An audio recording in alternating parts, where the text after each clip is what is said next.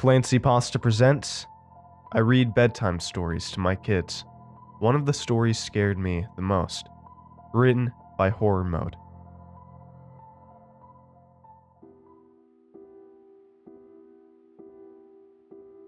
One more story. Please, Dad, Julius and Rachel cried out to me. I let go of the doorknob and turned the bedroom lamp light back on, then walked over to Rachel's bed, sitting back down at the end of it. Okay, one more, but that's it. Last one, I said, as they simultaneously nodded their heads at me. I never understood children and their drug-like addiction to scaring the hell out of themselves. My children, Julius and Rachel, love scary stories. They can't sleep without hearing a few. And this was one of those nights. I had just finished reading 3 of them.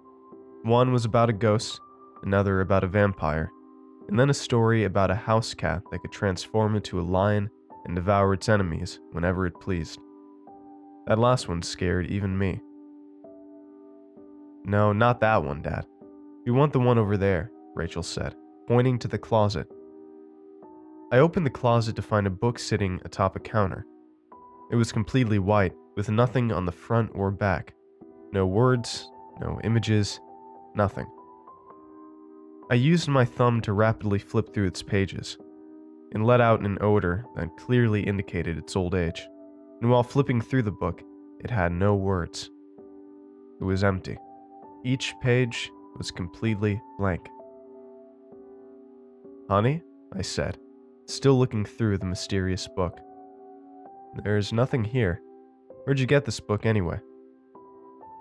I don't know. Ask Julius. He's the one who brought it home. Okay, well, nothing to read here, kids. It's completely blank, I replied, still flipping through its white pages while sitting at the end of the bed. Julius came up to me.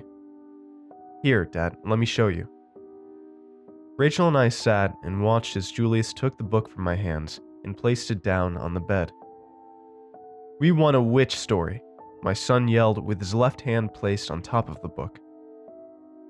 Okay, Dad, you can read now, he ended, climbing onto the bed and sitting crisscross next to his sister. I paused for a moment with a confused expression on my face, and then I opened the book. There were words now, entire paragraphs.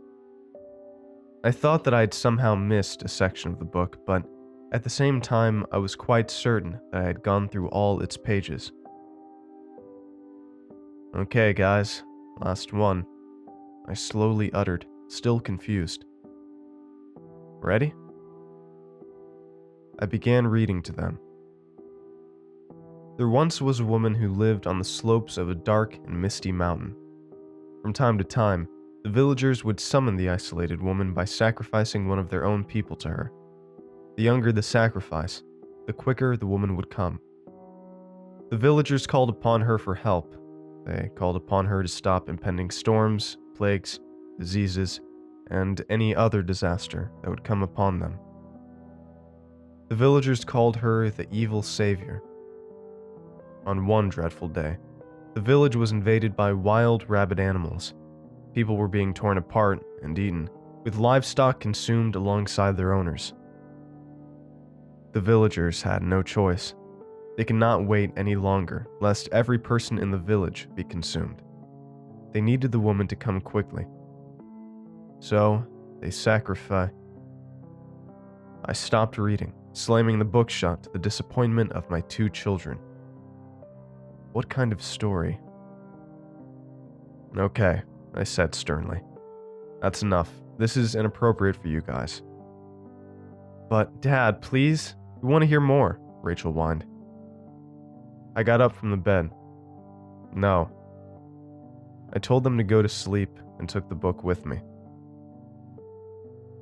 As I sat in the kitchen going through the mysterious book late into the night, there was a loud knock at the front door. But when I opened it, no one was standing on the porch. Nothing. Just the sound of the wind along with some hooting owls. Dad? I ran to my children and swung their bedroom door wide open, hitting it against the wall. What? What is it? but they were asleep. I stood there and scanned their bedroom, my eyes steering left and right. Everything seemed to be fine, so I began to slowly close the door, and that's when I heard Julius whisper something. "What?" I replied. "Julius, was that you? I thought you were asleep, buddy." I didn't want to turn the bedroom light on and wake Rachel up, so I had to squint my eyes through the darkness to see my son. He sat up in his bed, his body a silhouette in front of his moonlit window. "Dad," he whispered, gesturing with his hand for me to come closer towards him. I sat on his bed. "What is it, buddy? You should go to sleep. You have school tomorrow. You know that, right?" He paused for a moment, occasionally poking his head out to see the hallway behind me. I looked back at the open bedroom door, confused as to why he kept looking there. "Dad," he began. "She said we're not safe here." "What? Who told you that?" He poked his tiny head from his bed again to look behind me towards the hallway, at the end of which the front door of the house is visible. "She said someone is coming for us, Dad," Julius whispered. "And she said the only way to stop them from hurting us is by giving her something." His gentle, eerie words sent chills down my spine. But a moment after he said that, something else happened that absolutely petrified me. There was another ferocious knock at the front door.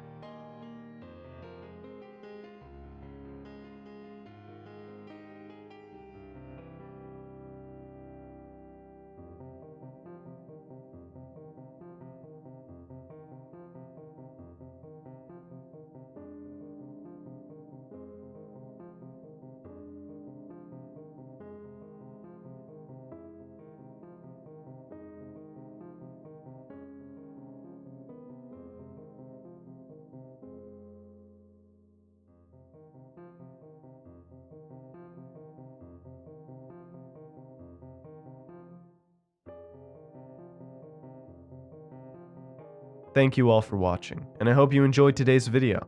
Now, before I head out, I need to give a huge thanks to all of my $5 and up supporters over at patreon.com/ClancyPasta.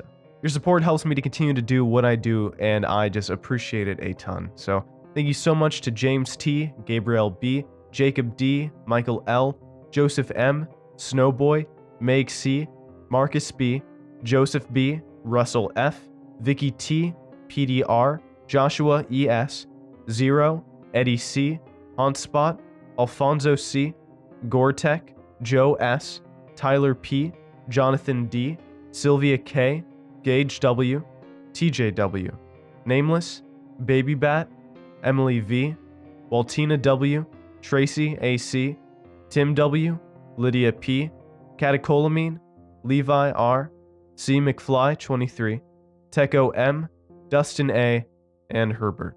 So thank you so much to everybody I just named there, as well as everybody who supports me on Patreon and YouTube memberships.